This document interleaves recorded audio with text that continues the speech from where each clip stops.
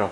Good afternoon, my name is Anthony Descala and I love to cook. And today we're going to make eggs like a shredded potato that's cooked in a frying pan, nice and brown, it's delicious. Okay, so here we go. The first thing we're going to do, we're going to get started on is making the potato. What I'm going to do is, I'm going to shred the potato. So I've already peeled the potato earlier today, and I'm going to put it in the shredder, and we're going to start it, and we're going to shred the potato. And there we go. Simple as that. Okay, now, what I do is after we shred the potato, we're going to take it out, we're going to put it in a towel, the shredded potato in a towel.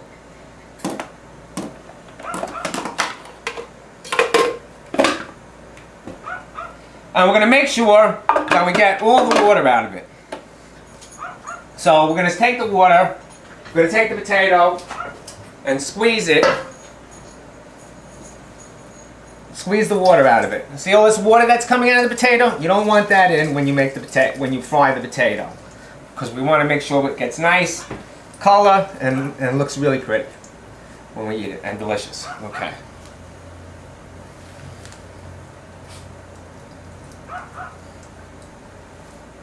Okay. So now we're going to take the potato. I'm going to just put it in this little pan to hold it, to carry it for a minute or two. We have our potato, we've squeezed all the water out of our potato, and now we're going to come over here to the stove. And I have a pan heating up on the stove. And we're just going to add a little clarified butter to the pan. This is a non-stick pan. And what we're going to do is, we're going to put the potato right into the pan.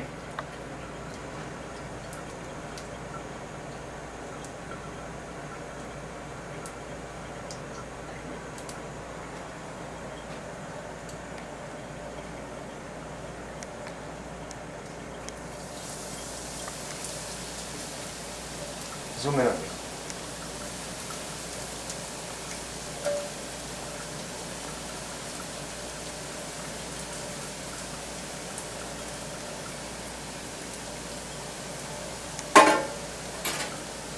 Okay, and we're going to try to shape the potato so it's nice and round. We're going to not put too much downward pressure on it, but we're going to put some.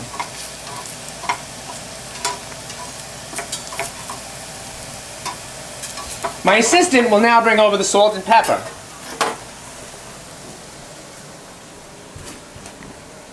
Thank you. Now we're going to put a little salt on the potato.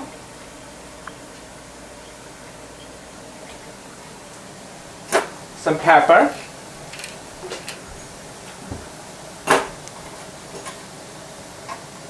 I'm going to keep sort of shaping the potato around. Okay, and sometimes it can be a little difficult to exactly tell how brown the potato's getting on the other side, so we're going to peek every now and again. But in the interim, we're going to pour butter into the potato so we can get so it adds that additional flavor. Now we're going to take a peek real quick, and we see it's getting nice and brown.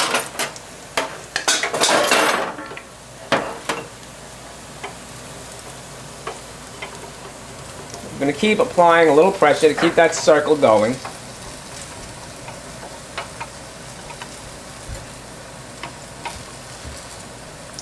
And we're just going to gently, every so often, lift it up. I'm going to see how we're doing on the bottom. I mean, it's looking good. But it's not quite exactly where we want it yet. So we're just going to continue to brown it some more.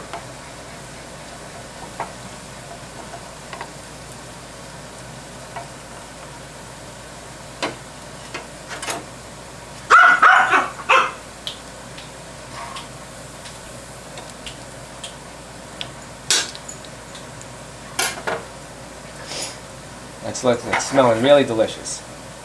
And what we're going to do after this is we're going to flip the potato over, and then we're going to cook it a little more and then put it in the oven, because we want to make sure the center is nice and cooked and creamy.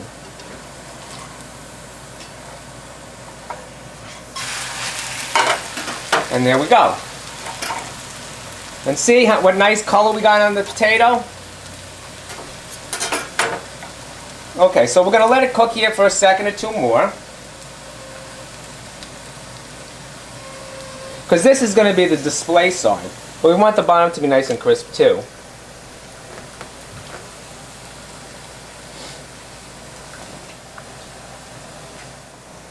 Okay, so now our potatoes browned on both sides. I'm going to take the whole pan, I'm going to put it right into the oven for a few minutes, just so that we ensure that the inside is cooked. Next, what we're going to do is we're going to make our poached egg. And now, we're going to add some vinegar. And the vinegar helps to make sure the proteins in the egg coagulate and come together. So we're getting our water to a simmer, and now earlier in the day my assistant cracked 2 eggs, and so she's going to come in and she's going to add them to the water. Now sometimes it helps to give the water a little bit of a stir, and we drop the egg right in the middle, because this way the excess proteins will kind of go into one little strand at the end. So I'm going to do that while my assistant comes in and puts the egg in. So put the egg in the middle of the pot. Okay, perfect. Okay. Now we can put the second egg in the middle of the pot. Very good. Perfect. And it takes an egg about 3 minutes to poach, the same amount of time as a soft-boiled egg. So these eggs are going to take approximately 3 minutes. So now the eggs have been in 3 minutes. And we're just going to take them out and put them in an ice bath, just because we want to stop them from cooking. We don't want our eggs to overcook. And the next thing we're going to do is, assistant, can I have the scissors, please? I'm going to take the eggs, I'm going to take a look at them, and anything that's sort of messy, we're going to take and cut off. So the egg is cool enough for me to pick up in my hands. And you see, anything hanging or excess, we're going to make the eggs look really nice. So we're going to cut anything that's sort of messy and hanging off. So we have a nice pretty egg at the end. And we're going to just leave them in ice water for now until we use them. Okay, so the next thing we're going to do is we're going to make our hollandaise sauce. But before we do that, I just want to remove our potatoes from the oven. So now we have our potato, it's done, it's crisp, and we're taking it out of the oven and we're going to put it on a cooling rack and just rest there. Okay, now we're going to make our hollandaise sauce, and the first thing I did while preparing to make the hollandaise sauce was we're going to make what's called a water bath. Now, I'm going to 2 egg yolks. My assistant will, while I'm getting these egg yolks, will my assistant please get me the whisk out of the drawer? So I'm going to take these 2 yolks, add a little bit of water, whisk these up a little bit. Slowly add butter. Add that in. I'm going to keep whisking.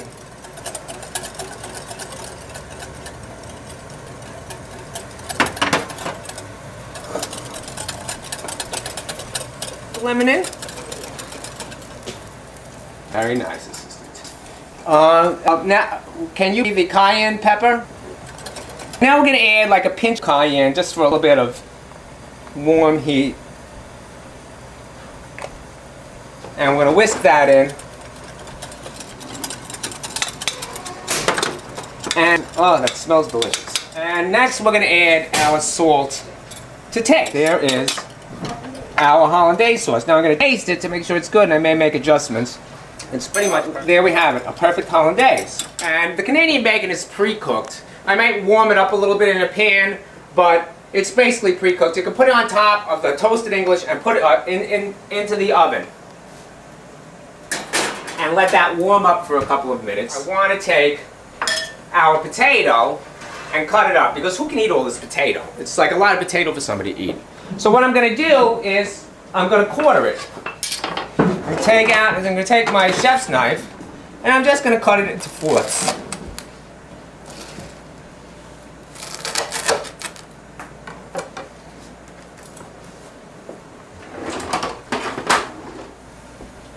And I'm going to take my English muffin, my same pan that I have my English muffin and my Canadian bacon in it, and I'm just going to put a 1/4 of a slice onto the same sizzle platter. And we're going to put that back in the oven. Okay, now back to our eggs. Over here I have a water bath, an individual water bath. And inside this is boiling water. So what I'm going to do is I'm going to take our eggs and warm them up again in the water bath. Not too long because we don't want to overcook them. People like to eat warm eggs. They don't want to eat a cold egg. While our eggs are in the water bath, we're going to get our plate ready. I'm going to take our plate for a second or two, and I'm going to put that in the oven. Hot food, hot plates. We always like to keep our plates warm, and this way it'll keep our food warm. Okay, so now we're going to first take our plate, put it over here. Next we're going to take our English muffin oven and our potato. Center here like that.